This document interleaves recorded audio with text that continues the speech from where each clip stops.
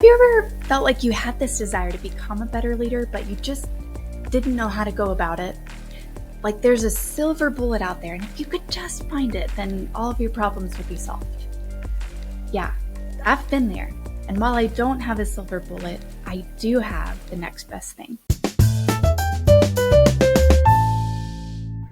Hey, I'm Kelsey Taylor with the Working Enneagram, and this channel is all about helping you become the best leader possible by using the wisdom of the Enneagram. We do videos like this where we talk about how to use the Enneagram at work, so if you're interested in that, be sure to subscribe.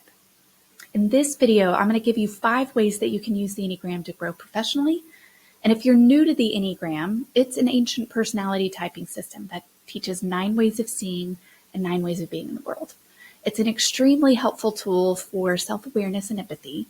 And I want you to think of it as like a compass that is guiding you through this rocky terrain that we call life. I'm about to share the 5 different ways we use the Enneagram in the workplace, but before we jump into that, it would be super helpful if you already knew your Enneagram type. If you know your type, that's great. Keep watching. If you don't know your type, I encourage you to pause this video, click the link in the description for a free Enneagram assessment.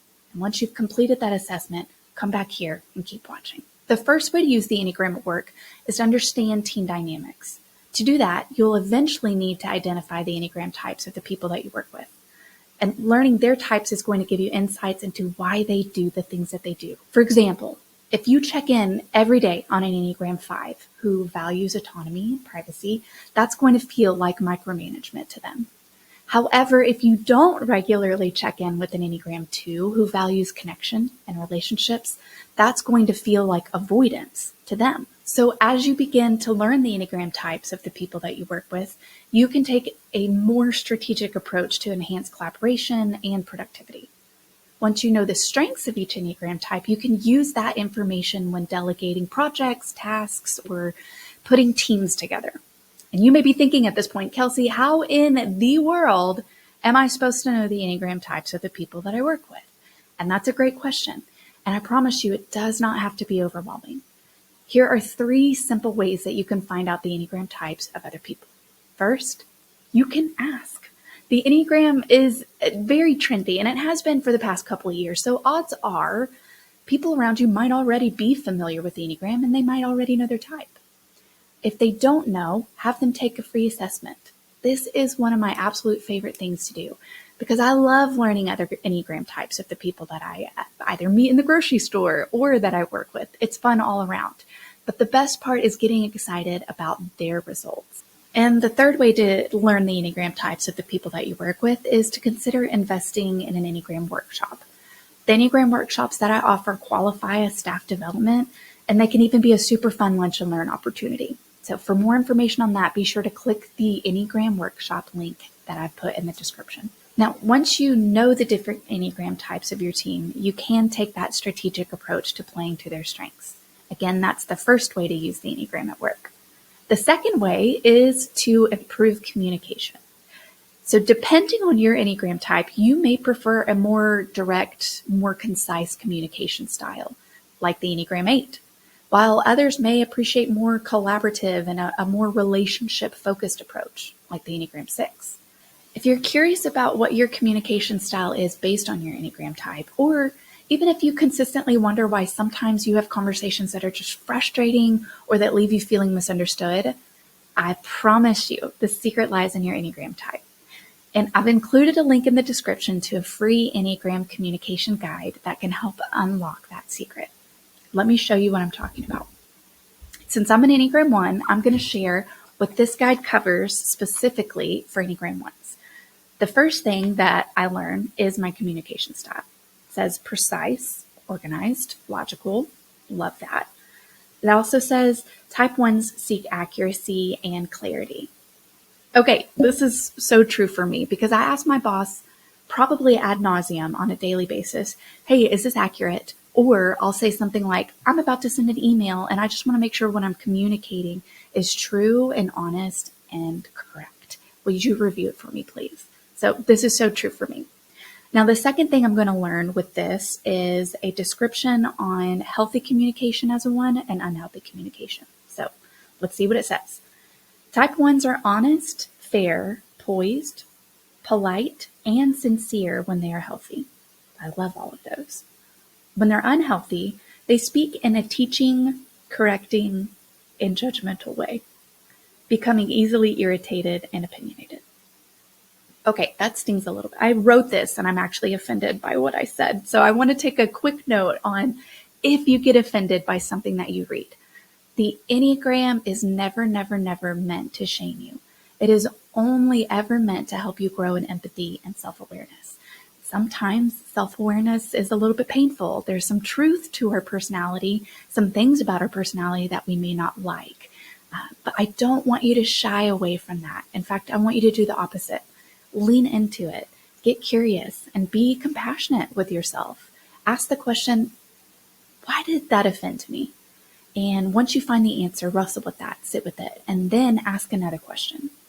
Now that I know what I know, is there something that I'd like to do different, or is there something that I'd like to change? And that, my friend, is the beauty of the Enneagram.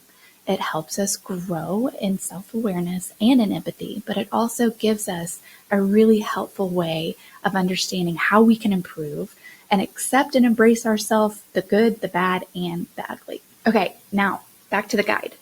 The final section here gives 3 tips for improving your communication. And if you want to know what those are, I've put a link to this guide in the description for you to download. And my hope is that is a very helpful and valuable resource for you. The third way to use the Enneagram in the workplace is for conflict resolution.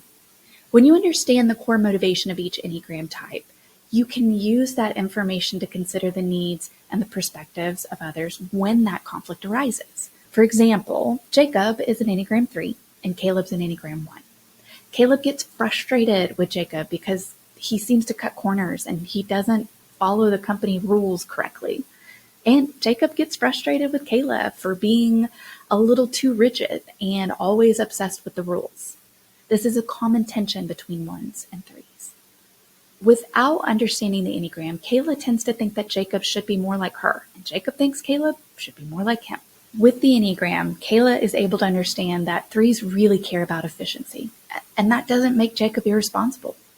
And Jacob is able to understand that 1s care about being morally above reproach, and that doesn't make Kayla rigid. So when conflicts arise, think about applying Enneagram principles to resolve the conflict by considering the needs and perspectives of the other personality type involved. Now, let's move on to the 4th way you can use the Enneagram in the workplace, which is all about leadership development. Each Enneagram type has its own gifts when it comes to leadership, and once you know your strengths, you can double down on those to get better results. Once you know your weaknesses, you can surround yourself with other people who can fill those gaps. For example, Daniel is an Enneagram 8. His leadership strengths include taking risks, being decisive, and protecting the team. But at times, Daniel takes on a little bit more work than the company can handle, leading to burnout. That's why Brad, an Enneagram 6, is a great addition to the team. Brad is collaborative, perceptive, and supportive. He can establish a healthy system that supports Daniel's ambitious goals while also considering the team's energy capacity. As a result, the team experiences less burnout. It's important to note that different team members may respond differently to leadership styles. So I want you to adjust your approach based on the Enneagram types of the people that you lead. And the 5th way to use the Enneagram in the workplace is for employee development. This may come as a surprise to you, but not everybody is motivated by the same things. Some people like opportunities to advance in their careers, while others want more vacation time. Some people want to earn more money and they want to work more, while other people want to work less. It's so important to understand what actually motivates your team, as well as the why behind that motivation. For example, Rachel, who is a 4 on the Enneagram, really loves the flexibility to work in her own style, and she uses non-typical methods that genuinely work for her. The best kind of training and development programs for Rachel would have to be something that inspires her work. Now, on the other hand, Nick, who is a 7 on the Enneagram, is completely motivated by all these endless and limitless possibilities at work. And the best kind of professional development for him needs to include some element of fun or a challenge like a game. Otherwise, he is out. So there you have it. Here's a quick recap of the 5 ways to use the Enneagram at work. First, understanding team dynamics. Second, improving communication. Third, mitigating and resolving conflict. Fourth, improving leadership. And then fifth, employee development. And when you take personality motivations into consideration, it's going to enhance job satisfaction, overall engagement, and increases team unity. If you found this video helpful, please don't forget to subscribe and check out these other 2 videos for more information on the different Enneagram types and the core motivation for each type. That's the best I have for you today. I'll see you in the next video.